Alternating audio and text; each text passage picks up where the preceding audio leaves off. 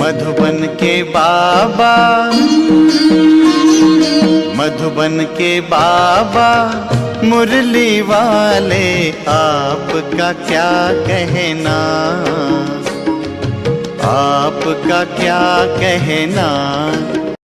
5/11/2025 प्रातः मुरली ओम शांति बाप दादा मधुबन। मीठे बच्चे, यह सारी दुनिया रोगियों की बड़ी हॉस्पिटल है। बाबा आए हैं सारी दुनिया को निरोगी बनाने। प्रश्न है, कौन सी स्मृति रही तो कभी भी मुरझाई व दुख की लहर नहीं आ सकती। उत्तर दिया बाबा ने, अभी हम इस पुरानी दुनिया पुराने शरीर को छोड़ घर में जाएंगे, फिर नई दुनिया में पुनः जन्म लेंगे। हम अभी राजयोग सीख रहे हैं रजाई में जाने के लिए। बाप हम बच्चों के लिए रूहानी राजस्थान स्थापन कर रहे हैं। यही स्मृति रही तो दुख की लहर नहीं आ सकती। गीत है, तुम ही हो माता पिता तुम ही हो, ओम शांति। गीत कोई तुम बच्चों के लिए नहीं है, नए नए को समझाने के लिए है। ऐसे भी नहीं कि यहाँ सब समझदार ही नहीं, बेसमझ को समझदार बनाया जाता है। बच्चे समझते हैं हम कितने बेसमझ बन गए थे, अब आप हमको समझदार बनाते हैं। जैसे स्कूल में पढ़कर बच्चे कितने समझदार बन जाते हैं। हर एक अपनी अपनी समझ में बैरिस्टर, इंजीनियर आदि बनते हैं। यह तो आत्मा को समझदार बनाना है। पढ़ती भी आत्मा है शरीर द्वारा, परंतु भार में जो भी है शिक्षा मिलती है वह है अल्पकाल के लिए शरीर निर्वाह अर्थ। बल कोई कन्वर्ट भी नहीं करते हैं। हिंदुओं को क्रिश्चियन बना देते हैं। किस लिए? थोड़ा सुख पाने के लिए, पैसे नौकरी आदि सहज मिलने के लिए, आजीविका के लिए। अब तुम बच्चे जानते हो हमको पहले पहले तो आत्म अभिमानी बनना पड़े। यह है मुख्य बात, क्योंकि यह है ही रोगी दुनिया। ऐसा कोई मनुष्य नहीं जो रोगी नहीं बनता है, कुछ न कुछ होता जरूर है। यह सारी दुनिया बड़े ते बड़े हॉस्पिटल है, जिसमें सब मनुष्य पतित रोगी हैं। आयु भी बहुत कम होती है, अचानक मृत्यु को पा लेते हैं, काल के चंबे में आ जाते हैं। यह भी तुम बच्चे जानते हो। तुम बच्चे सिर्फ भारत की ही नहीं, सारे विश्व की सर्विस करते हो गुप्त रीति। मूल बात है कि बाप को कोई नहीं जानते, मनुष्य होकर और पारलौकिक बाप को नहीं जानते, उनसे प्यार नहीं रखते।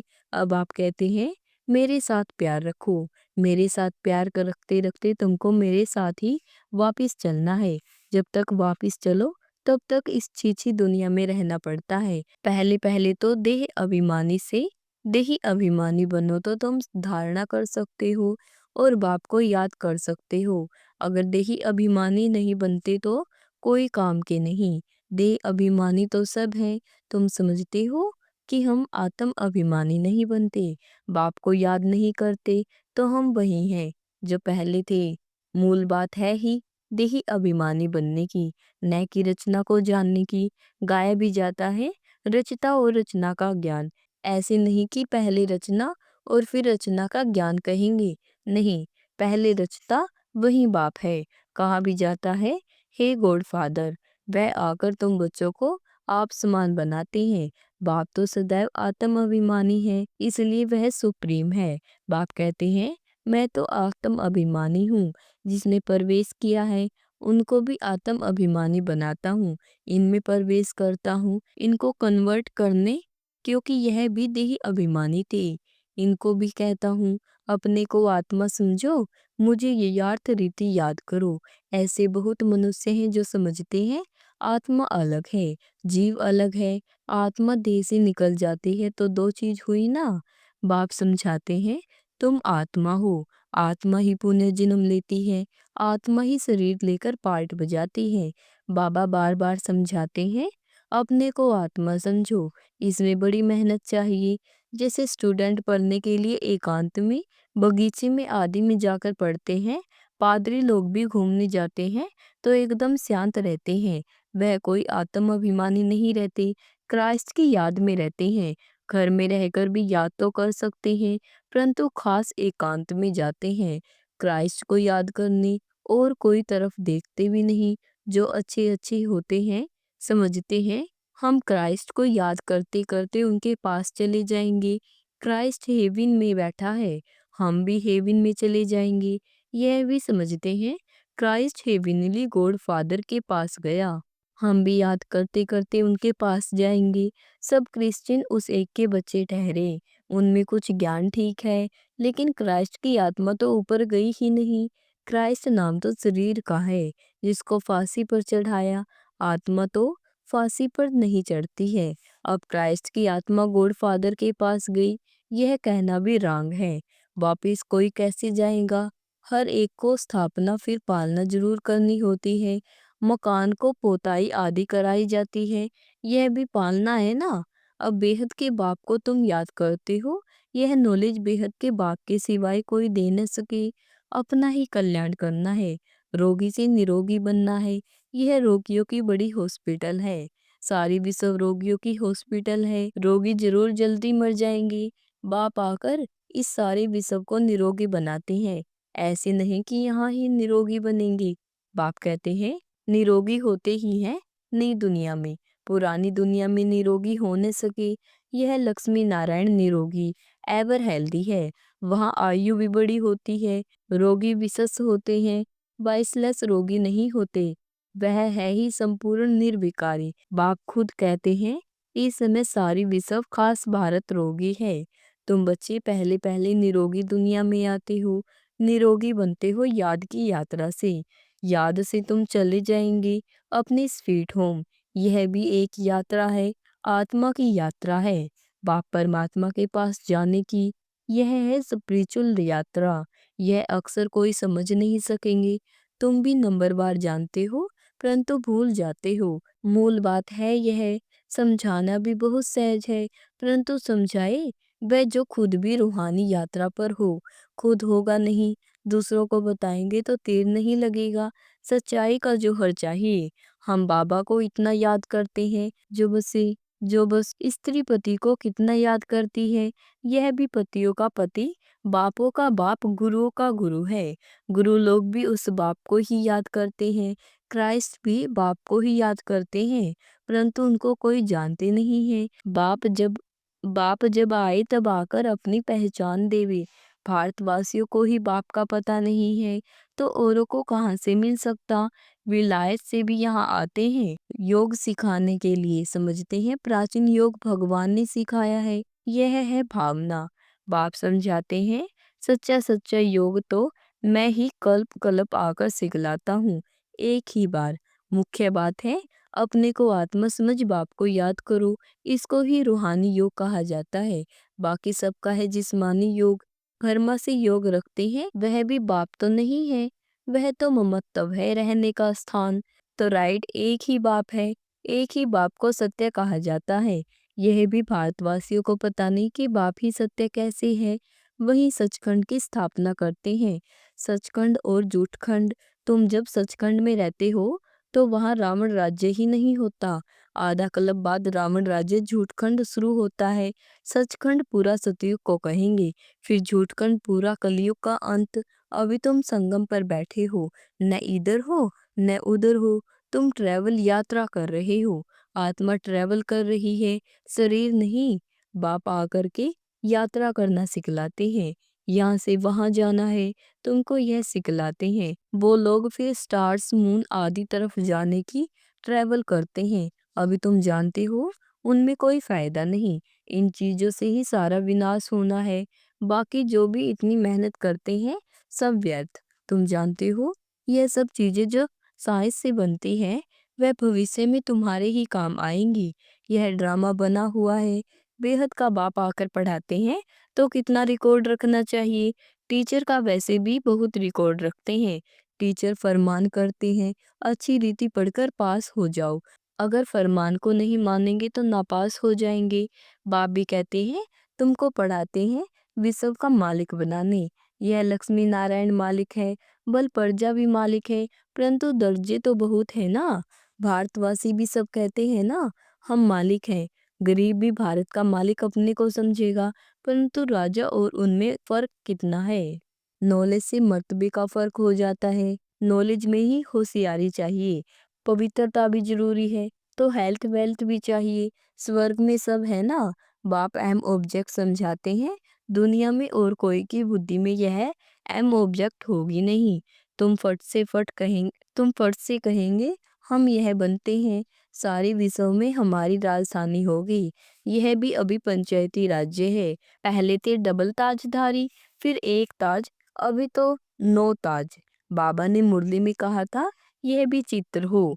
डबल सिरताज राजाओं के आगे सिंगल ताज वाले माथा झुकाते हैं। अभी बाप कहते हैं मैं तुमको राजाओं का राजा डबल सिरताज बनाता हूँ। वह है अल्पकाल के लिए। यह है 21 जन्मों की बात। पहली मुख्य बात है पावन बनने की। बुलाते भी हैं कि आकर पतित से पावन बनाओ, ऐसे नहीं कहते कि राजा बनाओ। अभी तुम बच्चों का है बेहद का सन्यास। इस दुनिया से ही चले जाएंगे अपने घर, फिर हेवन में आएंगे। अंदर में खुशी रहनी चाहिए, जबकि समझते हैं हम घर जाएंगे फिर रजाई में आएंगे, फिर मुरझाई दुख आदि यह सब क्यों होना चाहिए। हम आत्मा घर जाएंगे फिर पुनः जन्म नई दुनिया में लेंगी। बच्चों को स्थायी खुशी क्यों नहीं रहती है। माया को ओपिजिशन बहुत है, इसलिए खुशी कम हो जाती है। पतित पावन खुद कहते हैं मुझे याद करो तो तुम्हारे जन्म जन्मांतर के पाप खत्म हो जाएंगे। तुम सब दर्शन चक्रधारी बनते हो, जानते हो। फिर हम अपने राजस्थान में चले जाएंगे। यहाँ भिन्न भिन्न प्रकार के राजाए हुए हैं। और फिर रूहानी राजस्थान बनना है, स्वर्ग के मालिक बन जाएंगे। क्रिश्चियन लोग हेवन का अर्थ नहीं समझते हैं, वह मुक्ति धाम को हेवन कह देते हैं। ऐसे नहीं कि हेवनली गॉड फादर कोई हेवन में रहते हैं, वह तो रहते ही हैं शांति धाम में। अभी तुम पुरुषार्थ करते हो पैराडाइज में जाने के लिए, यह फर्क बताना है। गॉड फादर है मुक्ति धाम में रहने वाला, हेवन नई दुनिया को कहा जाता है। फादर ही आकर पैराडाइज स्थापन करते हैं। तुम जिसको शांति धाम कहते हो उनको वो लोग हेवन समझते हैं। यह सब समझने की बातें हैं। बाप कहते हैं नॉलेज तो बहुत सहज है, यह है पवित्र बनने की नॉलेज, मुक्ति जीवन मुक्ति में जाने की नॉलेज, जो बाप ही दे सकते हैं। जब किसी को फांसी दी जाती है तो अंदर में यही रहता है कि हम भगवान पास जाते हैं। फांसी देने वाले भी कहते हैं गॉड को याद करो। गॉड को जानते दोनों नहीं है, गॉड को जानते दोनों नहीं है। उनको तो उस समय मित्र संबंधी आदि जाकर याद पड़ते हैं। गायन भी है अंतकाल जो स्त्री सिमरे, कोई न कोई याद जरूर रहता है। सतयुग में ही मोह जीत रहते हैं, वहाँ जानते हैं एक खाल जोड़ दूसरी ले लेंगे, वहाँ याद करने की दरकार नहीं। इसलिए कहते हैं दुख में सिमरण सब करे, सुख में करे न कोई। यहाँ दुख है इसलिए याद करते हैं, भगवान से कुछ मिले, वहाँ तो सब कुछ मिला ही हुआ है। तुम कह सकते हो हमारा उद्देश्य है मनुष्य को आस्तिक बनाना, धनी का बनना।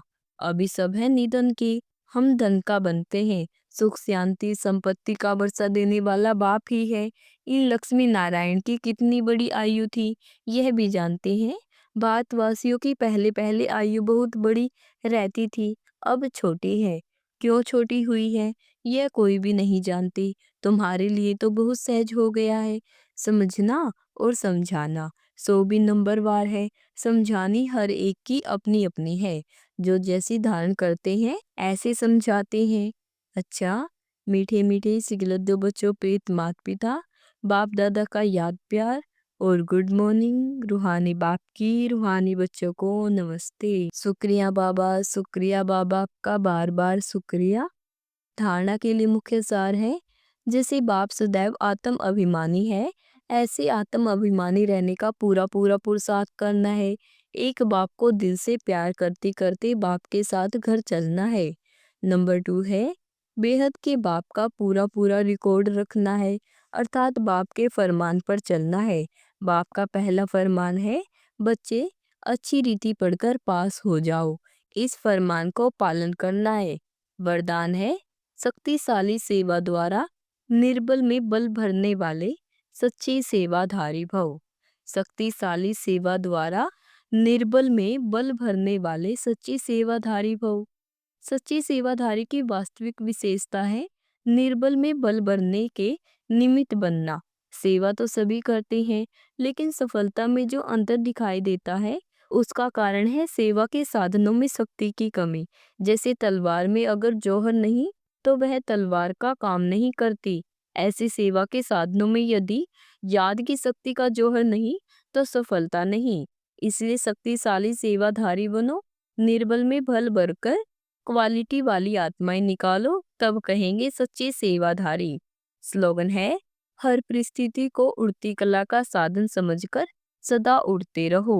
ओम शांति।